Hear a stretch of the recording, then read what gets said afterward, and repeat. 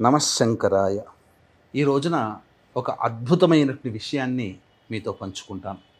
ముఖ్యంగా ఈ రోజున మనం ఆనందంగా, సంతోషంగా జీవించగలుగుతున్నాం. అనుకున్నటువంటి విధంగా మనం జీవితంలో ఎదగగలుగుతున్నాము. మన పిల్ల పాపలు అందరూ సంతోషంగా అభివృద్ధిలోకి వస్తున్నారు. మన 5 వేళ్ళు నోట్లోకి వెళుతున్నాయి అనంటే మన గొప్పతనం కాదండి.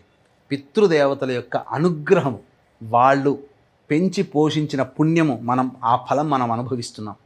కాబట్టి చాలామంది ఇంట్లోంచి ఏ పని ఎందు అయినా కానీ బయటికి వెళుతుంటారు. కానీ పితృదేవతల యొక్క అనుగ్రహం కలగాలి, తద్వారా మన జీవితం బాగుండాలి అని భావించే వ్యక్తులు ఎవ్వరైనా కానీ చేయాల్సిందల్లా, ఏ పని మనం వెళుతున్నామో ఆ పని విజయవంతం అవ్వాలని మన పితృదేవతలు, తల్లిదండ్రులు, తాత ముత్తాతల యొక్క చనిపోయిన వారి చిత్రపటాలకు ఒక్కసారి నమస్కారం చేసుకొని ఆశీర్వచనం తీసుకొని మీరు బయటికి వెళ్ళండి. ఆ కార్యం జయమవుతుంది. అంతేకాకుండా ఇంటి నుంచి బయటికి వెళ్ళిన తర్వాత ఆ పని ముగించుకొని, ఏ పని ముగించుకున్నా ఇంట్లోకి వచ్చే ముందు ఆడవాళ్ళైతే మొదలు ఎడమకాలు పరిశుభ్రం చేసుకొని తరువాత కుడికాలు పరిశుభ్రం చేసుకొని ఇంట్లోకి అడుగు పెట్టాలి.